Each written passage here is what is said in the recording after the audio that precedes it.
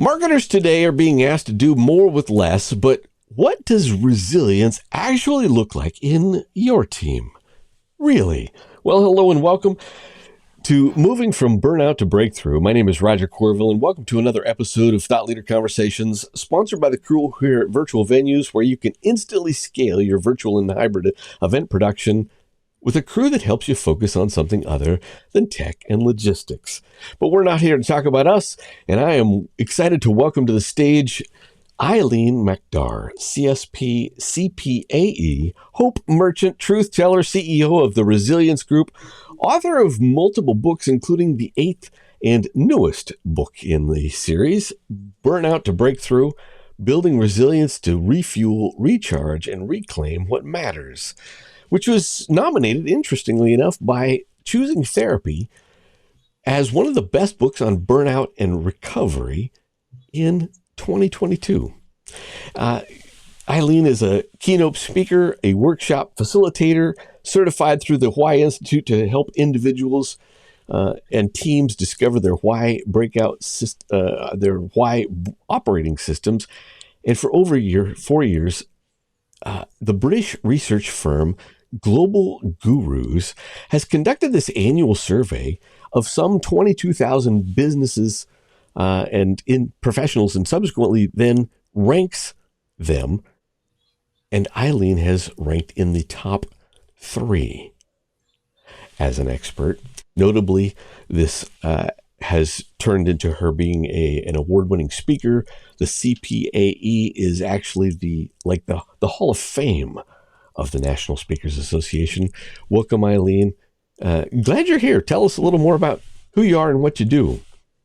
Well, you just said a whole mouthful. I think you said everything. There's nothing left other than to say, let's see. I have a twin brother who just retired as a professor from Boston College. I have 4 grandchildren. I live in Dana Point, California. I believe that the biggest thing that you and I need to do today in the world, Roger, is what you're doing right now, is to create connections. I think that's one of the issues that actually can influence our lack of resilience as we feel alone. And so let me say thank you very much for inviting me, but also thank you for what you're doing, because in this world of people feeling so apart, learning how do we come together? And when we can't do it in the physical space, how do we do it in the virtual space? It's really important.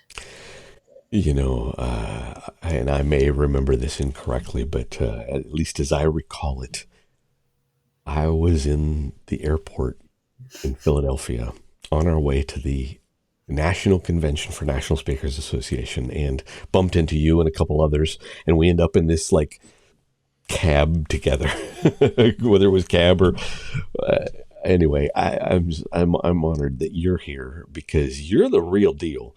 So I'm just like, oh wow, I'm in a cab with Eileen. Well, she's a big. No. Okay, so in your career, you've spoken to and trained and coached a wide variety of leaders and professionals, but how is it that resilience became a topic for you to become expert in? Well, I'll tell you, it was in 9/11 when the United States experienced the first only we've ever had attack on our shores. And everything stopped. People panicked. I remember telling clients, they were saying, I said, you need me. You need me to come to you right now. And they wouldn't let me fly. No, you can't fly. And then I looked around my neighborhood. I looked within my community. And what I saw were people responding in ways, whether it was the 10-year-old kids that were down here selling lemonade and the money was going to go to the victims in New York, whether it's what was being said in churches. And I realized that, what we were being asked to do was this idea of being resilient. So the book that I wrote from that was called Your Resilient Spirit, Heart Talk for Staying Right Side Up in a World That's Upside Down, because it was certainly upside down for us. And that started me looking at deeper and deeper. What is this thing called resilience? And think how long ago this was. Now we're in 2024. So we're talking 25 years ago, when this happened. And I think resilience is even more important now. And I do define resilience very differently than the dictionary does. If you open up the dictionary, it says, and if I can ask this of any audience, or if we're in a virtual thing, I say, type it in what it is. It inevitably will come out, bounce back. That's great, Roger. If you're a tree, if you're a piece of steel that bends and it goes back to its original position. But I think for the human system, that's not what resilience is. Resilience is growing through challenge or opportunity so that you end up wiser, smarter on the other side. At the end of the day, resilience is all about energy management. And what is energy but the capacity to do work? So how is it that I either increase my energy? How do I renew my energy so that I can grow through? And please notice I'm saying not only people think of resilience as only when something is bad, bad, bad, you got to be resilient. No, it's when there's a big energy demand on you. So, for example, Roger, I know you've had some challenges. You were in an automobile accident, and you've had to work through that. Okay, that was a challenge. But also, for you doing this program, it takes energy for you to do it. If you are offered this great venue to do a virtual program for 5,000 people around the world, which I actually have done before, that requires energy. That requires resilience. I just want to give you a hug right now. Okay, here we go. That's the downside of being virtual. So, in fact, take that a little further. Okay. Connect mental health and resilience for our listeners. Okay. And mental health is a huge issue right now. Huge, huge. And as I started to say when we began this thing about ability to connect, when we feel alone, unheard, not listened to, less than, in our brain, that's where it all starts. It all starts up here. Our spirits, our energy sinks down. So one of the things is to begin to say, how can I renew that energy? What is depleting my energy? And I'll tell you, the first thing that depletes our energy is what we say to ourselves in our head. And so I like to tell groups, the first thing you have to do is, will you change what you say to yourself? We talk to ourselves all the time. Blah, blah, blah, blah, blah. Stop and listen to what you say. And when I say things like, I'm less than, I'm no good, I have to do this. That particular, as that relates to burnout, I have to do this. I keep saying, no, you're going to change that first. Every time you say, I have to, you begin to say, I choose to. I don't have to. Roger, I didn't have to do this with you. This is my choice. I chose to do this. Very different than saying, well, I have to go talk to Roger today. No, I'm choosing to do this. And if it's my choice, are there some more powerful choices in the scheme of my life that I might make? And by the way, this has not been there, done that, bought the t-shirt. Resiliency is a life skill. And there are days we're going to be better at it than others. Well, I am certainly glad that you have chosen to be with us today. Drop a few wisdom nuggets on us, and already a few. So let's talk about this in the context of a world that often works remotely.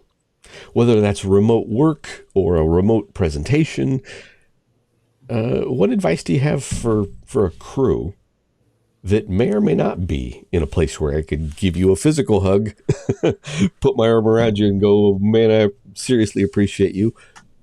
What advice might you have for resilience in a team in a remote context? All right, so here's the first one. Put on your camera. You're not allowed to keep your camera off.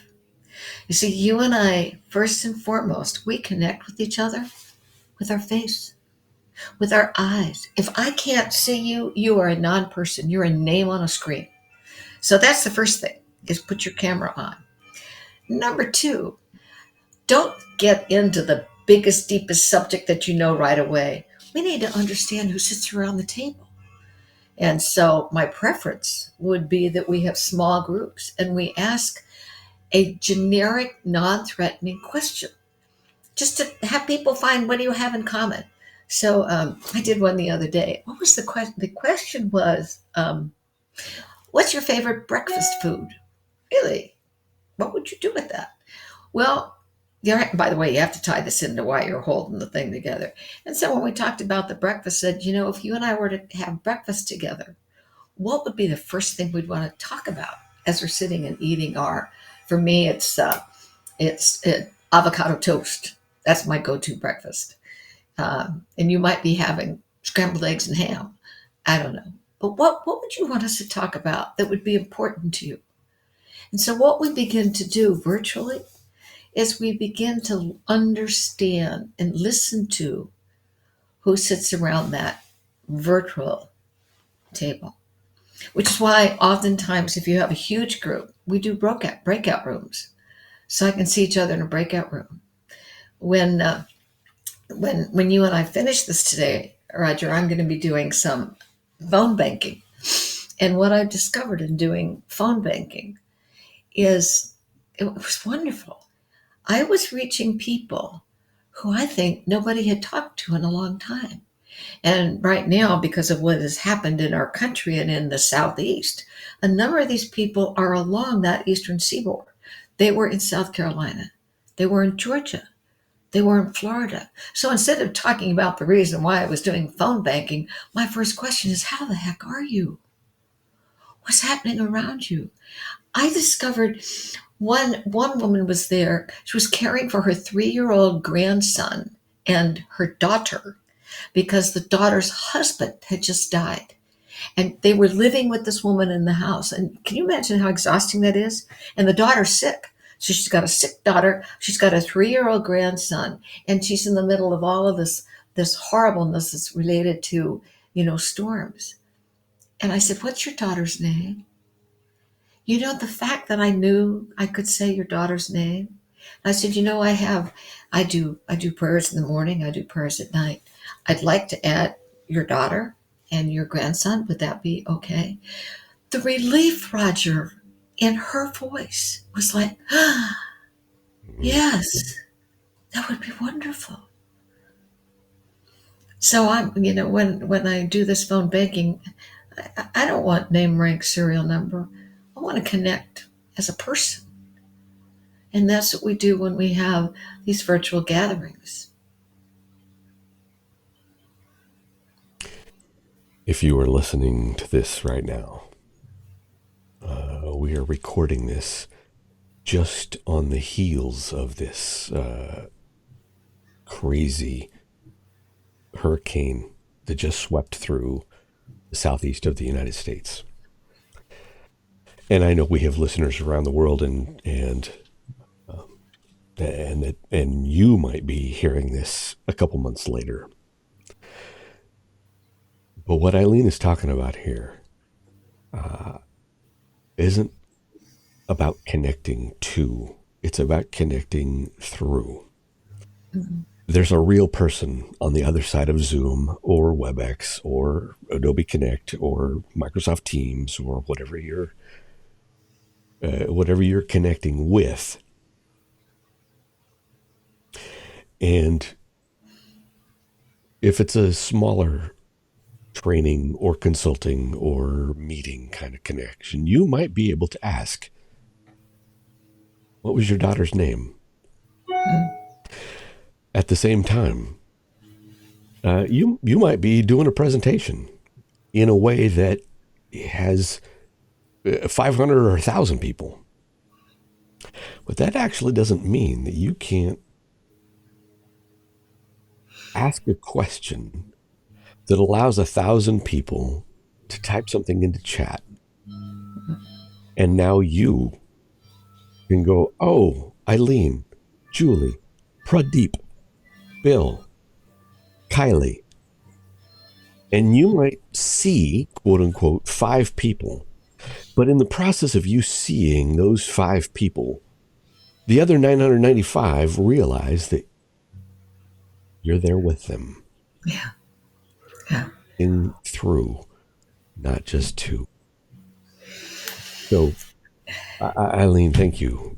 You just nailed it with regard to the nature of what's so important at the center of the bullseye.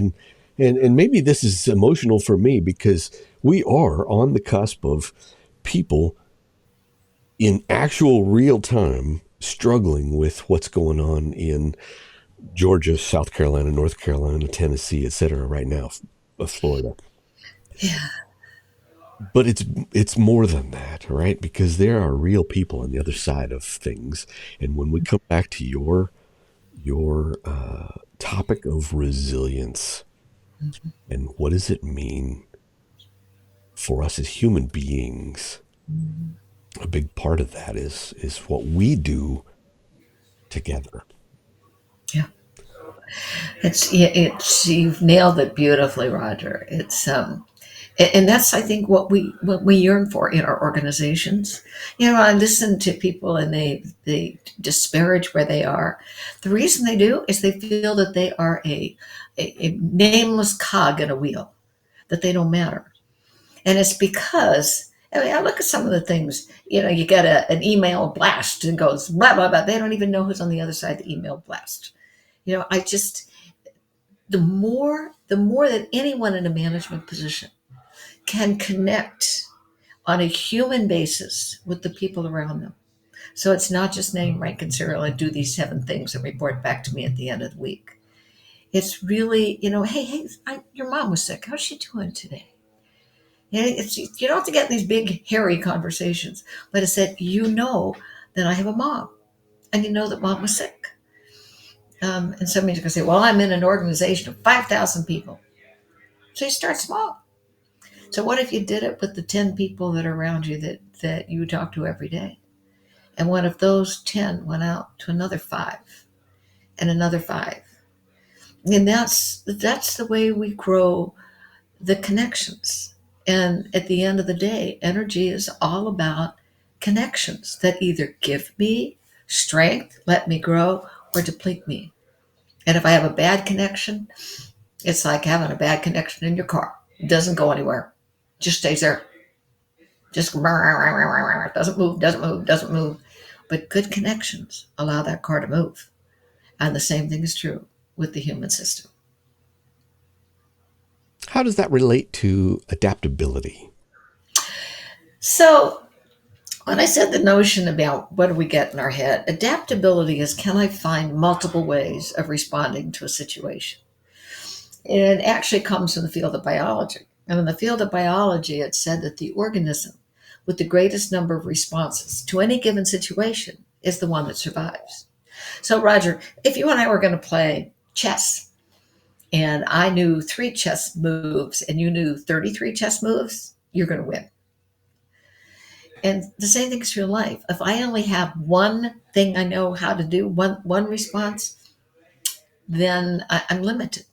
So part of adaptability is to say, how many ways can I choose to respond to this event, to this person? And there's always multiple ways. I might not like some of them, but I can choose this. And when I look at what's available, and maybe what I need to do is ask somebody that I know, say, how would you respond to this? Give me another option. And it's just saying, oh no, well, that's a stupid thing. Well, I would never do that. Just say, thank you very much. It is amazing how much wisdom is around us if we ask, tell me what you see, tell me what you know. And so the adaptability is all about finding multiple ways of responding. Now, what'll keep us back from responding is we get stuck in, well, that's the way we've always done it. That's the way it goes. It's how we play around here. Well, there's a lot of stuff right now that is the way we used to do it is, nope, not going to work anymore. Not going to work anymore. And I love to tell a story which comes out of World War II, in which NATO officers were invited by their British host to come into London and to see a display of motorized artillery. And when they got there, they looked down on the field, and here were 6 soldiers, 5 of whom were very busy getting all the motorized artillery ready to do what it was going to do. And there was a sixth person just standing there at parade rest. And so the NATO officers asked the British host, they said, "Excuse me, what's that man doing?" "Why, sir, that's number 6." "But he's not doing anything." "Sir, it's his job. It's number 6." The British didn't know why he was there. They got back, gathered the old field manuals, started flipping through it, and discovered that number 6 was back there when artillery was pulled by horses. And number 6's job was to hold the reins. Now, do you think we might have some number 6's in our organizations? Yep. Yep. And so, like when I'm with a group, I say, that's what you want to do. Go identify as that a number 6. Well, I don't know. It's just that's the way we've always done. I can still remember this is way back when we had very few telecoms in the United States. And this one person was being asked to put together this report. It took him, I can't remember, it was just 2 or 3 days to make this massive report of whatever it was that they wanted. And then somebody asked it went out and was disseminated widely. And someone said, "Do you guys read it?" Nobody read it. Here's this guy doing this report, wasting days of his energy and time, and nobody read the report. Number 6. Number 6. I remember that. I just passed my 25-year anniversary in the virtual events business. I started in September of 1999. Wow. I remember the company that I co-founded when we left Microsoft, and we got a couple $1 million of angel funding and started this company. And half the company did production, and the other kind of half did consulting, training people on implementing things like this was even before Zoom existed. Zoom was founded out of a crew that came out of WebEx/Cisco. Anyway, we were training a sales team in Europe to even be able to sell this stuff. And interestingly, the main person who literally signed the deal, who we had to go through to do our work, had his assistant print emails and bring them to bring the printed emails to him, and then he would dictate a response, and she would go back and respond in an email. Number 6. He didn't. You just even take that one thing, the number 6, and because your energy then is expended in ways that don't make sense. And that can lead to burnout. You won't be very resilient because you keep doing the same old, same old, same old. So I think knowing what a number 6 is. And the other thing that drains our energy, Roger, in our organizations, in our family life, is negativity. When we become negative, it's a black hole. So again, part of adaptability, is there another way of saying this? So for example, right now, and this could be different when people listen to this, but right now in the southeastern part of the United States, there is a tremendous amount of pain and hurt and loss. It's going to be incredibly difficult. People have lost their homes, their businesses, their cars, the roads, whatever. So you say, well, how can you be, that's all negative. Yes, and hear what I'm saying? Yes, and now we have a chance. How can we build better? Maybe what I need to do is, we don't want that creek to run so close to the highway, and we need to change this. What are the positive things? One of the positive things, we're seeing neighbors who probably never talk to each other. They're out helping each other. So even in the midst sometimes of what's so hard, there might be other ways that we can say yes. And What's another concept from your book, your latest book, that leaders might take, particularly given either, as we record this, the difficulty happening in the southeast of the United States with the hurricane, or the division in our country, in the United States, with regard to the political climate? We're all dealing with this inside of our companies, right? yeah, We're dealing with difficulties with regard to ideology, with economics. Uh, how might somebody take one of the ideas in your book and help build their teams more effectively? okay. So obviously, there's many things under that umbrella of adaptability that a leader could take and use if he or she so chose to.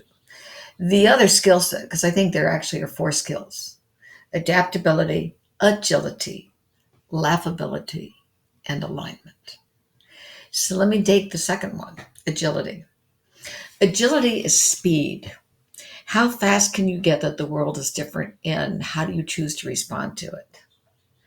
And so, under that notion of agility, I like to say that if you looked at what you did in the course of a day, what is it that you are the one that really needs to do it?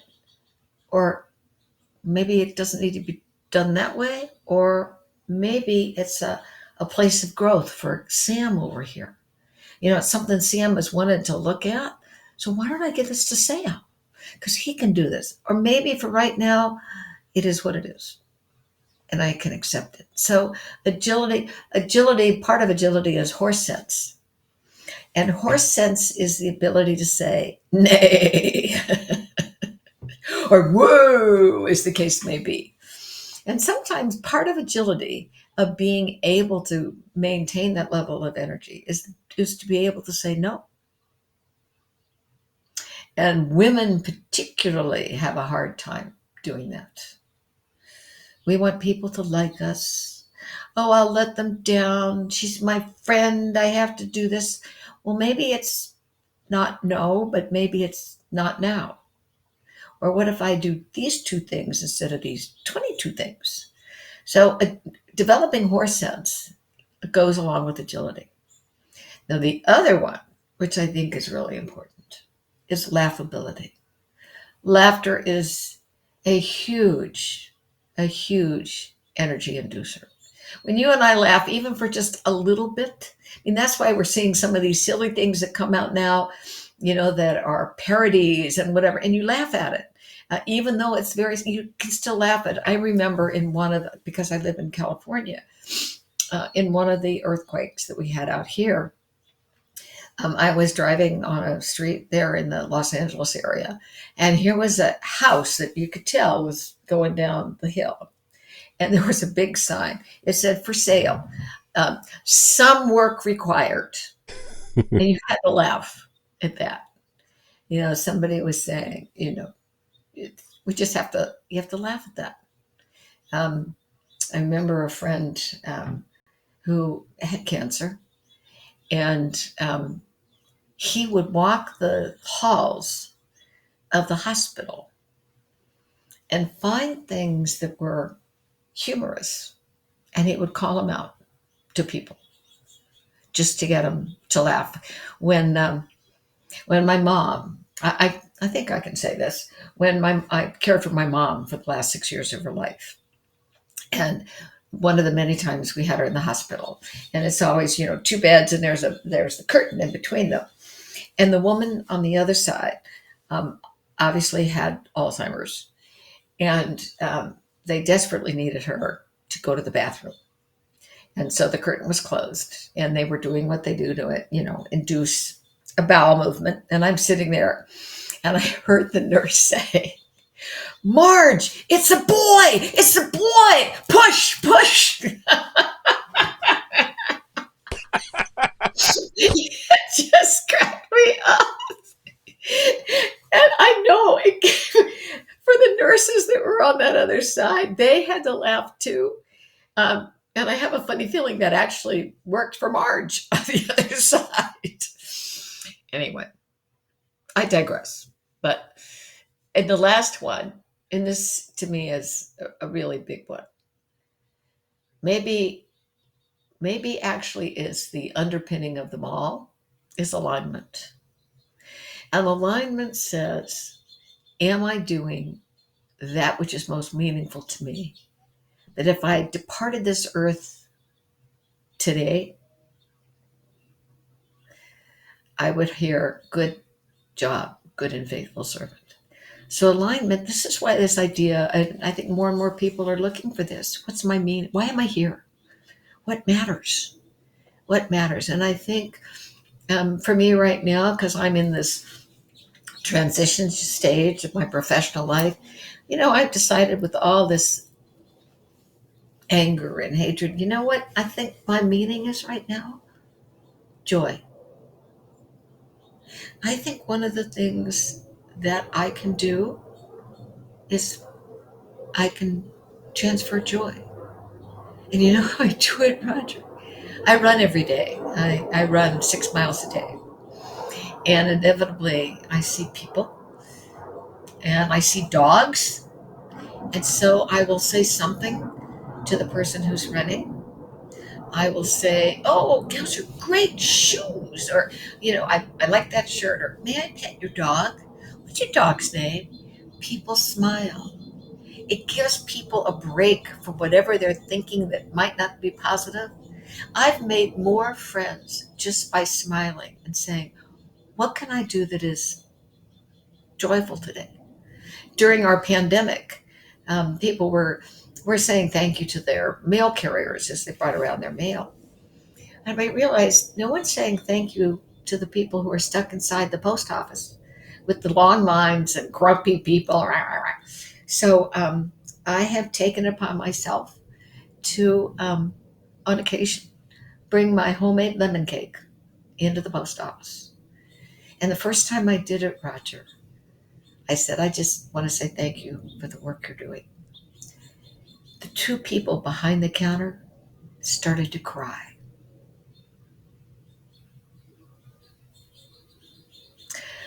Play your cards right, and I'll send you a lemon cake. I love that. And I'm about ready to cry too.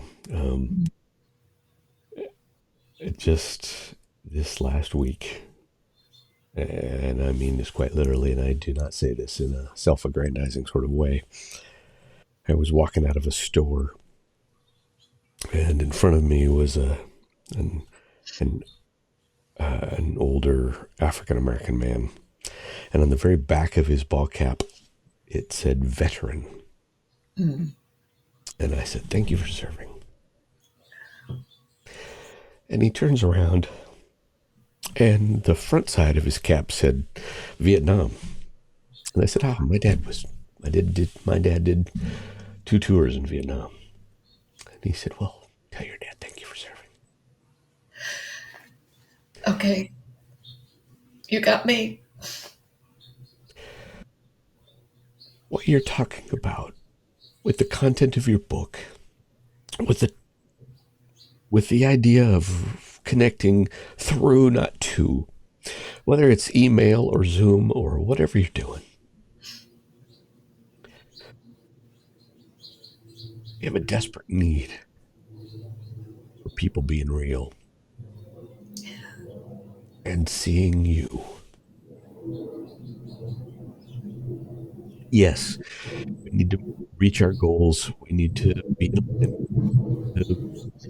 make our numbers, et cetera, et cetera. But more than ever, there is an element of people being people. Yeah. And going, what's your dog's name? Right? Oh yeah, you took one of your kids went to the doctor last week. Everything okay? Yeah. Yeah. You got me crying. I know, me too. I think that's Well, you know what? there's too much hate. And so we have to be beacons of love and joy. Whatever is that small sphere of influence, and we all have it. We have a sphere of influence. Some people don't, but whatever's my sphere of influence, that's my job for today. And I thank you from the bottom of my heart for allowing me this opportunity in these crazy times to be able to express this. So, Roger, thank you for your service. All right, 2 questions, and we'll wrap it up here. When someone comes to you looking for a speaker, trainer, coach, consultant, the various hats that you wear, what's the right question to ask you with regard to, is Eileen the right person to bring in for my team, for my conference, for what's a question that where you, when they ask you this question, they know that you're the person that's going to nail it for them, for their team? Well, actually, it isn't the question that they would ask me, it's the question I would ask them. So, because I'm not right for every group, I turn work down. If it doesn't feel right, it's not. No, I don't care if you give me $1,000,000. I'm not in this to make $1,000,000. I'm in this to feel that I made a contribution. So my question to them, and then it would depend on their response to me, is tell me why you're holding this meeting, this gathering, this virtual assembly. What would make this successful to you? Why are you doing this? What do you want people to walk away with? I might not be the right person, but I've got to understand that first. So don't just tell me it's a sales meeting. That means nothing to me. I need to know more. So it's my question that will lead to their question. All right, here's my last question for you. Okay. You made me cry, Roger. Oh, and then my nose goes. Whew. Okay. People are probably just listening to this as opposed to watching it. But, if you're watching me wipe away the tears too. I think that's a first on a business podcast. But Eileen, what question should I have asked you that I haven't asked you? Well, I know you'll be very good about telling people how to get in touch with me, which is that's very helpful, and for the people who are either listening or watching to this, if they want to have further conversations. So, but I'm not worried about that because you'll take care of that. What didn't you ask me? Actually, you've done such a beautiful job, and you're one of the few interviewers, Roger, who actually looked at my work. I've had people interview me and they looked at the cover of a book and they have no clue what's in it. So you've done your homework very well. So I don't think there's a question that you need to ask. I am laughing because I've been that interviewee, right? So as a guy who's done a lot of speaking, written several books and whatever, I've shown up to be interviewed on a podcast and was like, did you even look at my website? It's like, why am I on a podcast? I get these emails. I've gotten 2 emails in this week. It was Dear CPAE. It means they don't even know what my name is. That was some little, it's an identification way farther back. It's not related to, in fact, when people want, you have to give them introductions when they, I keep saying, an introduction tells you what I did. What's more important now is what do I do? I love that. And I'm just going to say thank you to Eileen. Wherever you happen to be listening to this, the Virtual Venues website, YouTube, LinkedIn, you will find links to Eileen. And that will get you to her website and know how to connect with her.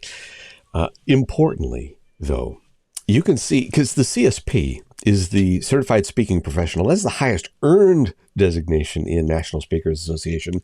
But Eileen isn't just a CSP. She's a CPAE, which is peer voted, essentially Hall of Fame. You can see why Eileen is a Hall of Famer. Stories, practical ideas. I would hope that you would take one of the many wisdom nuggets and book Eileen to drop a whole lot more wisdom nuggets on your team, on your conference, etc. Thank you again to our wonderful guest, Eileen McDargh, and to our virtual. Thank you, Roger. Thank you again to our sponsor, Virtual Venues, who makes this possible.